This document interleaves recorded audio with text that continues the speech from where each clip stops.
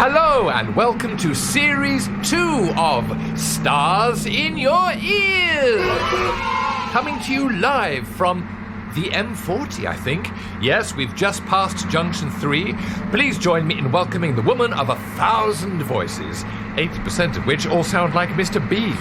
Brilliantly current reference, Michael. It's impressionist, singer, comedian, and star of Spitting Image, Jess Robinson.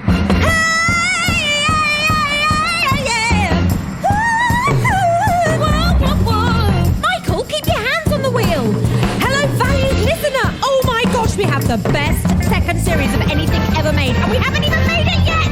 8 whole weeks we're gonna be on the road. Woo, the marvelous sights we'll see. I drive the van, I check the tyres, and I get staff discounts at BP, £10 a litre. Welcome to the show. You're gonna hear stars in your ears. There's no better place to go if you wanna get stars in your ears. Stars in your ears. Stars, stars, stars in your ears. Stars in your ears. Oh, Here we are. I'm so happy we're on tour. The podcast is on tour. What? We're doing live episodes? No, we're taking it on tour. We're spreading the good word about our podcast. We'll meet people on the streets, we'll knock on doors. oh, like Jehovah's Witnesses. Jess Hover's Witnesses. Did you make us go on tour just so you could make that joke? Little bit. Unbelievable! I can believe it. And so we could travel around the country downloading the podcast on everyone's devices one by one. Can't believe we left the house for this. It's fine. Thomas and Duncan are looking after it. Thomas the cat and Duncan the rat. Can't see that being a problem. Great. Michael, can you pull over? I really need a wee. Sure. Wait, you didn't pull over when I needed one. That's because you're not as important as Jess. Yeah, Kitch. It's not your face on the side of the van, is it? I still don't know why you painted that on. I didn't. Rob did. Yeah, I was feeling artistic. Oh, thanks, Rob. I think it looks great. Yes. It looks like one of those pictures you get on a funfair ride. What do you mean by that? Nothing? No, Michael, what do you mean by that?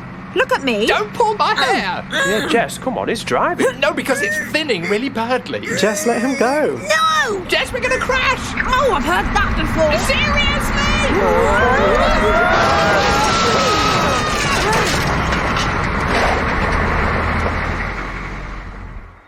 Is everyone okay? Yeah. Yeah. Good. Where are we? Someone's back garden. What makes you think that? I'm sat in a flower bed and there's a begonia at my Oh house. my God! Look who's at the kitchen window! Who is it? Do they look angry? He was born in the year 1975 and he's got an OBE. That's right. He's a TV presenter and a national treasure. I'm about to winning stuff for TV. Oh, military wives all over the land are head over heels with design for this bespectacled band with a musical plan to welcome anyone to sing in his choir. What's his name? It's Mr. Gareth Malone. It's Mr. Gareth Malone. Big bad welcome to our zone. Give it up for Mr. Gareth Malone. Oh, I shall have that waking me every morning. Love that. Oh, Gareth Malone, huge apologies for crashing into your back garden. Fine, welcome. Oh, thank you so much. And thank you for therefore agreeing to be our first guest on the second series of this podcast. Wow, you're doing a second? I know, can you believe it? They said it couldn't be done, but we just We'll try. plowed straight on. Why not? Welcome to Stars in Your Ears. How are you doing today? I'm pretty good. Now I'm a lot better having heard that. That was that was a lot better than my Wikipedia resume. I'm very pleased with that. Which we used to write it. Yeah, I could tell. All the facts were completely wrong. Didn't do any of that. What year Wasn't were me. you born? I was born in 1975, but let's not talk about that because that makes me 45 this year. Oh, but you have got an OBE, right? I do have an OBE, yes. Good. I received it from Princess Anne herself. Ooh. Wow. That was very nice. One of our favourite things about you is that you encourage people, no matter who they are, to just be confident using their voices. And I love that. Do you believe that anybody can sing, no matter how little talent they have? I'm asking for a friend, Michael. I'm asking for Michael. Okay, Michael. Well, I better be careful how I answer this. I do think that everyone can improve, and I think there is a place for everyone to sing. Oh, I like that. It's just it may not be in front of 10,000 people in a large stadium. It might just be on your own in your bedroom or On this podcast. or on this podcast, exactly, where four people are listening. No, I'm being naughty. Michael can sing. He's brilliant. I'm sure he's excellent. No, it's everyone can improve, and I think some people think about singing as if it's just a talent that you are born with, and you walk out one day and you're fabulous. And you all know this, Jess, that you have to work at it really, really hard and do it all the time. But I think work and singing, it's a strange thing. It doesn't feel like work to us. No, but you just not do at it all. all the time. I mean, I love to sing. There's never a day where I'm not going. If I hear a little trumpet solo on the radio, I'll sing along with it.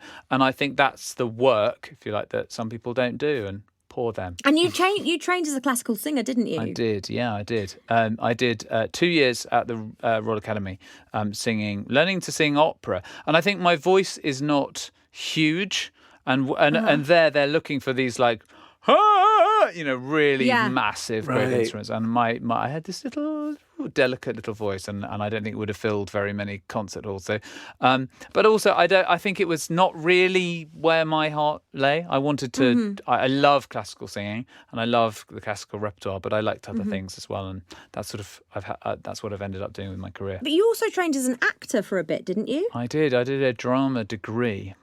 Did you ever think of doing musical theatre and combining the two? I'm just waiting. It's never Calamity too late. Jane. Yes, exactly. Calamity Jane. Who am I in that? You often adapt pop songs into choral pieces. What are your own musical tastes like? Have you been listening to WAP? Can you imagine a Military Wives version of that? What's WAP? It's a new Cardi B song. It's a little on the blue side. You're in for a treat, A Gareth. little on the blue I love side. blue. I love blue. Cardi B hasn't really made it onto my playlist, but I like a broad range of music. Yes. Or things. If something has a really negative message, obviously I'm not into it. But I love music in all its glorious variety. Yes, I like that. Are there any particular voices that you love to listen to that really lift your mood?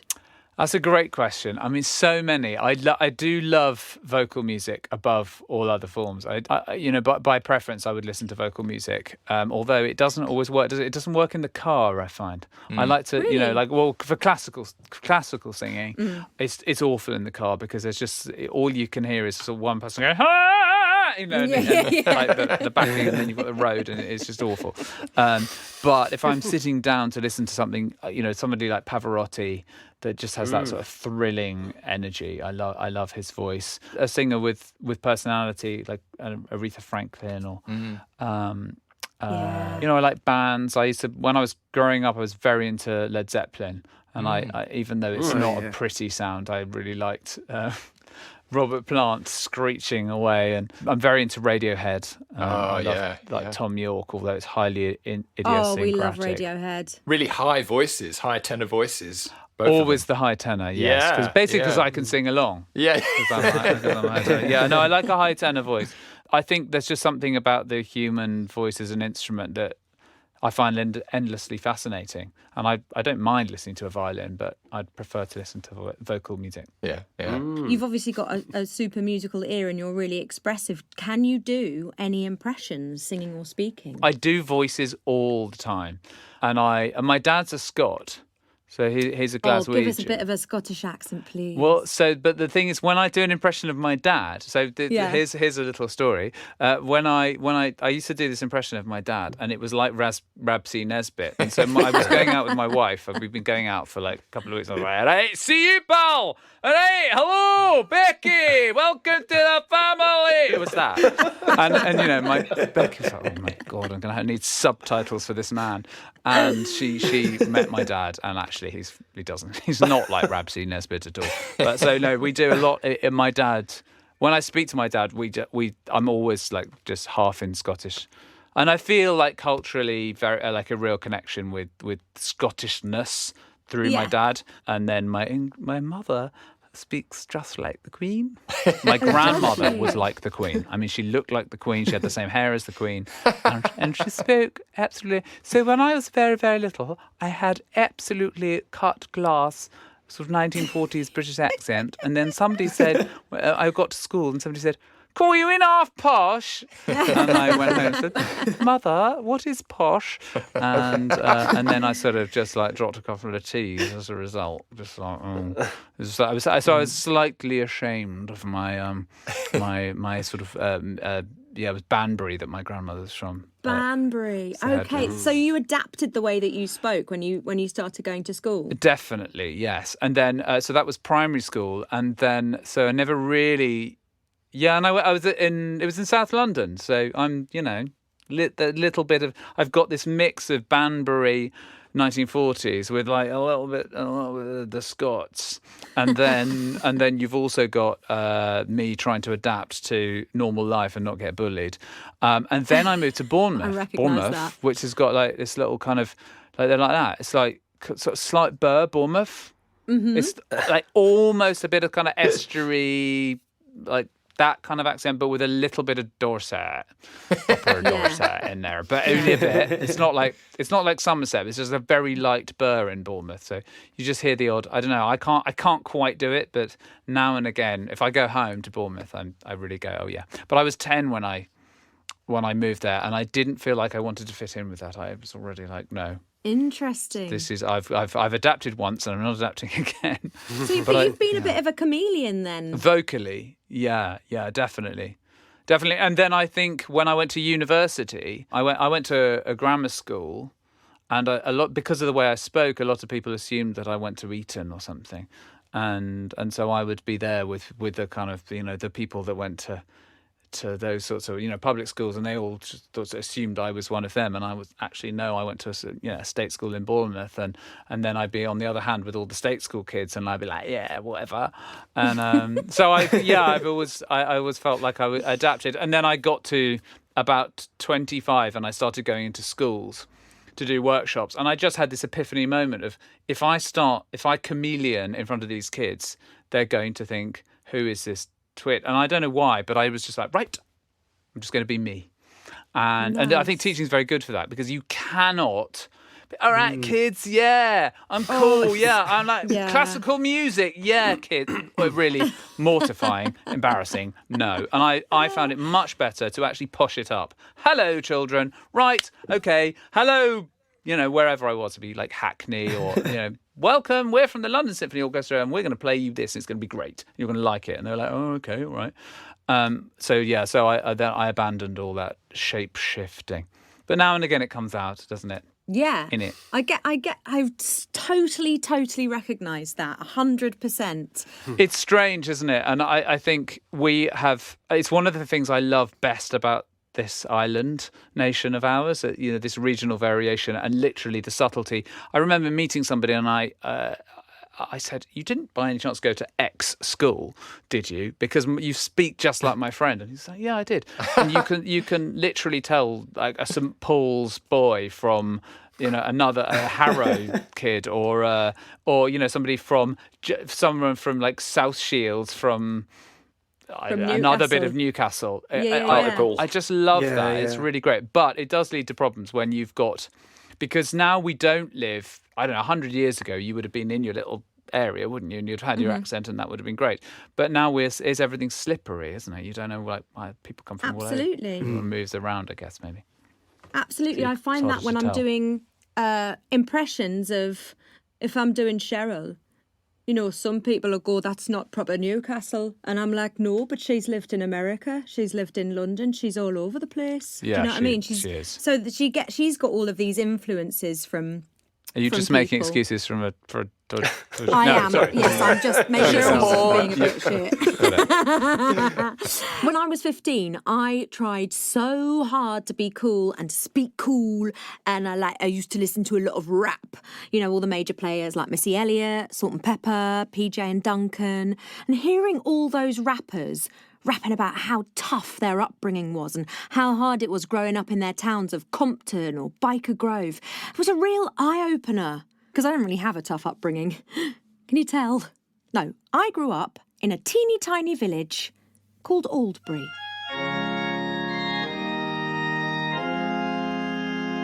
Aldbury, Aldbury. One time. Aldbury, Aldbury. Tea time! I'm straight out of Aldbury, a tiny little village. 2 pubs, 1 shop, 1 school, 1 garage. It's in Hertfordshire, so it's nothing like Compton. If I'm being honest, it's more like Trumpton. Pew pew, Ballymacrew, Cuthbert, Dibble and Grub. It's a really small place, and yeah, you've guessed it. It's very, very white and a little bit Brexit. I can't claim it's rough, I don't want to be fake. If someone pulls a knife, they're probably slicing a cake. Oh, that's moist. There's a killing every week, but no need to fear. It's 'cause they film midsummer murders here. Crime rates are low, leave the keys in your new Saab. Worst offence, kids stealing your rhubarb. Get off my land! Whoa, whoa, Aldbury is where I'm from. A posh village with a green and a small duck pond. You might think that that sounds crap, but why can't we have a very own rap? Aldbury, Aldbury. We got the WI and their homemade shortbread. Aldbury. That's right, motherfuckers. We moved there in 1984, and the only home to celebrate Yom Kippur was ours, but we went to church every Sunday, which gave me a chance to practice my Beyonce. I can see your halo.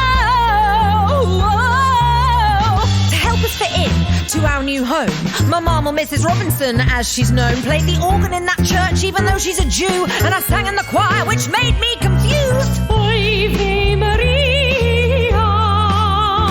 Aldbury is who I am. I come from a village where we make our own jam. I'm not street, I'm not ghetto. I'd rather stroll through the park with a strawberry cornetto. Aldbury. Woo! Aldbury. That's right, my honky. Aldbury.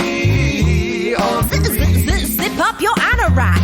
Sending a text is out of the question. It's like a bad wedding. Shit reception. If you don't like allotments or bell ringers, maybe you can join the many middle-aged swingers. Oh, come on, Liz! Steve and Lorraine can be there.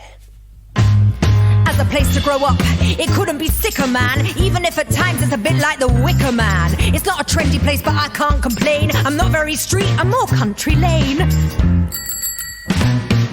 When I say clotted, they say cream. Clotted, Cream. Clotted, Cream. When I say babbling, they say stream. Babbling, Stream. Babbling. Stream. When I say scone, they say scone. Scone, Scone. Scone. Scone. When I say immigrant, there's a meeting in the village hall. Whoa, whoa, Aldbury, my fate is sealed. My idea of being naughty is running through a wheat field. I'm not Stormzy, I'm not Drake. I'm a jug of Pims and a picnic by the lake. String out the bunting and protest the barrel hunting in an English country. Garden. Aldbury. I pop Aldbury. back a lot to see Mum and Dad. Aldbury. I don't live there anymore, I'm not fucking mad. Aldbury. It be the shizzle. I'm in my hood in case of light drizzle. Drive-by shootings every week. Picking up pheasants from the back of my Jeep. In the field like a little bo peep. Me and my bitches rounding up sheep. Oh, Aldbury. Where my hose at? This lawn is dry. Oh, Aldbury. Bra, bra, brably apple pie. Aldbury. HP 235RH. Okay, I would like you to now judge the band and tell me what sort of choir, niche choir they could be in, just from hearing their voice. So So, they're going to sing for me? yes, bit of theme tune. Is that what you'd like to hear, Gareth? Yes, very much. That's what Correct. I'd like to hear. Great. Who's going first? Michael goes first. Welcome to the show. Welcome to Stars in Your Ears. It was a bit pitchy. I know. There's the smell of the grease paint, the roar of the crowd, Michael, is in there, isn't there? There's a kind of hidden music theatre past there. Afraid so, You were yeah. in Oliver, aged about 13.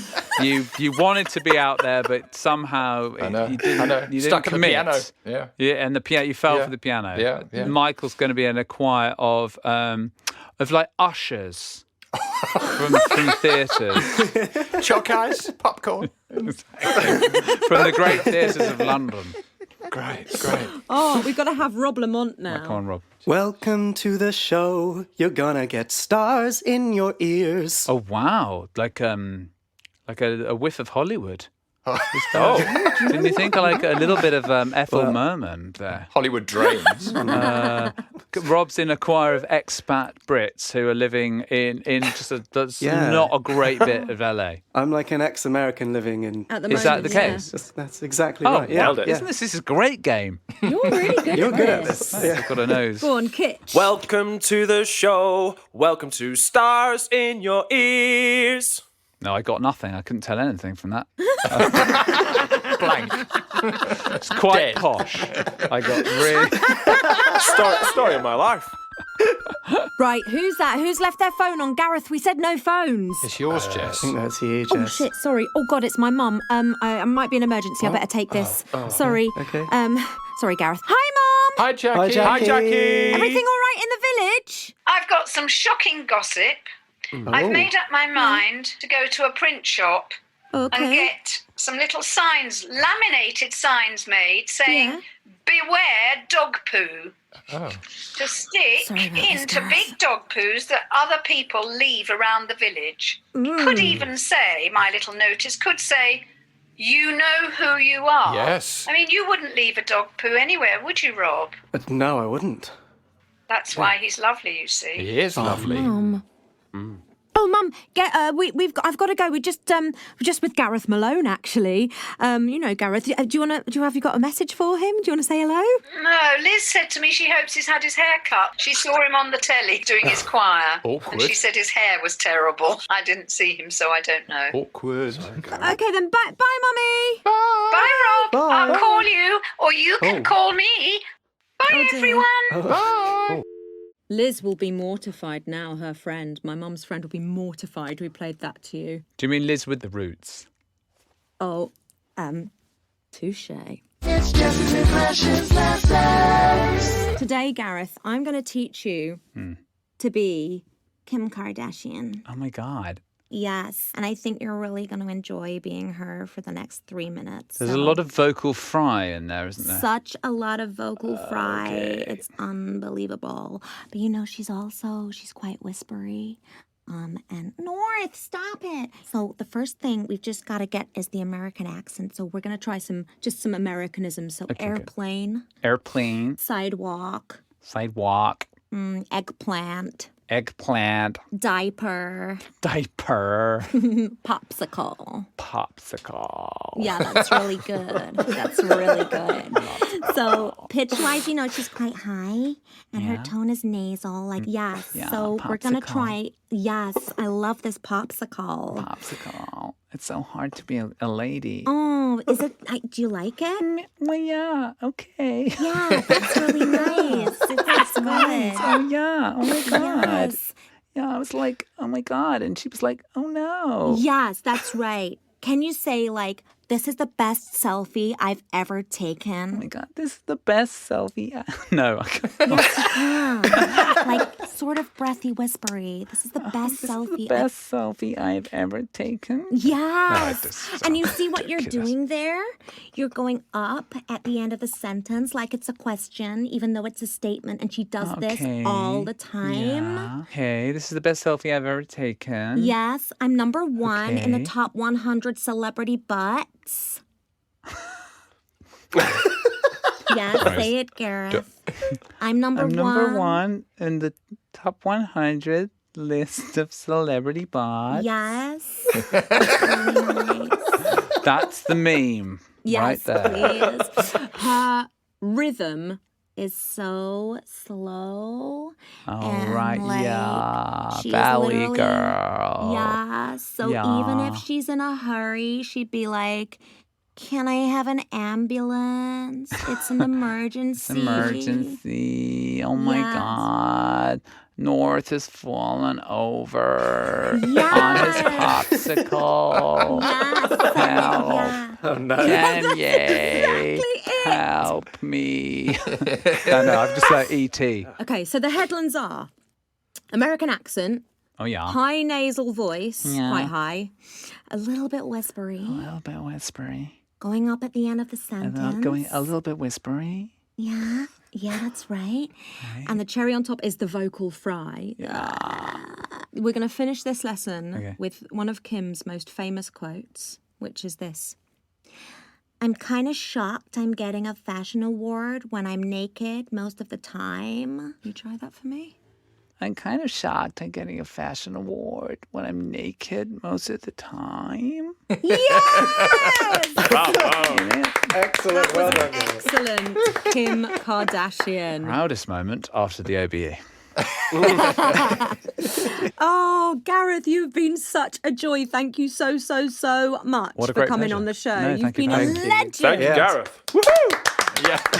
But Gareth, we can't let you go just yet. It's time for our fantasy duet.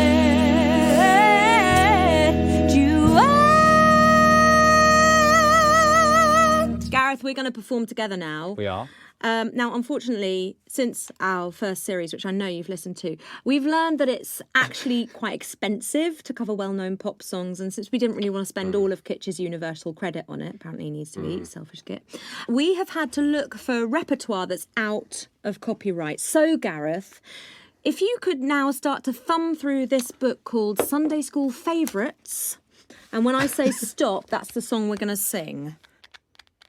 Stop! Right, what page are you on? I'm on page 19. It's The Animals Came in 2 by 2. Oh, good one. Ah, that old classic. Okay. Hurrah, hurrah. It's going to be fine, guys. Don't panic. We made Shakira sing, I've got a lovely bunch of coconuts. And that wasn't a complete disaster, was it? So, Gareth Malone, OBE. The moment has come for you to form your very own fantasy celebrity choir, Yes. where you get to choose not one, not two, but 8 celebrities that I can do to make up your choir. Plus, we'll have Of the a boys list singing of too 9. as well. From a list of 9, yeah, I'll give you a list of 9, and one of them's my mum. So tell me. Sadly, my Which- dad wasn't on the list, but I've made some choices. Are you ready to hear? Have you? Yeah, please, let's hear him. Greta Thunberg. Oh, Yes. Melania Trump. political. Stacey Solomon. What? One of my favourites of yours. Julie Andrews. Classic. Yes, Gareth. Björk. Billie Holiday. This suspense is killing me. Cheek by Jowl with Amy Winehouse. They try to make me go to rehab. And Angela Merkel. Hello, Gareth. That one feels very specific. You're going to have Greta, Melania, Stacey, Julie, Bjork, Billy, Amy and Angela, and they are going to be singing The Celebrities Went in 2 by 2. Gareth, do you use a baton when you conduct? Got a pencil. Fantastic. Please take to your podium. Settle down at the back there. The celebrities went in 2 by 2, hurrah, hurrah. The celebrities went in 2 by 2, hurrah, hurrah. The celebrities went in 2 by 2. Amy Winehouse, Julie Andrews, and they all joined Gareth's choir to look at his lovely beard. Oh, yes, thank you, Björk. No problem. I'm surprised you can tell the difference between me and Greta. How dare you? See? Right, carrying on, please, everyone. And The celebrities went in 3 by 3, hurrah, hurrah. The celebrities went in 3 by 3. Who wrote this? My husband? The celebrities went in 3 by 3. Billy. And the first lady. And they all joined Gareth's choir. Before the world will end. All right, you celebrities, let's show you how it's done. What's my name? Yes, I want to say it again. Yeah, that's right. The celebrities went in 4x4, hurrah, hurrah. The celebrities went in 4x4, hurrah, hurrah. Celebrities went in 4x4. Angela Merkel got stuck in the door. And they all joined my choir because I've got an OBE. Yes, I have OBE. Sounds like OBE. I've got one. That's it.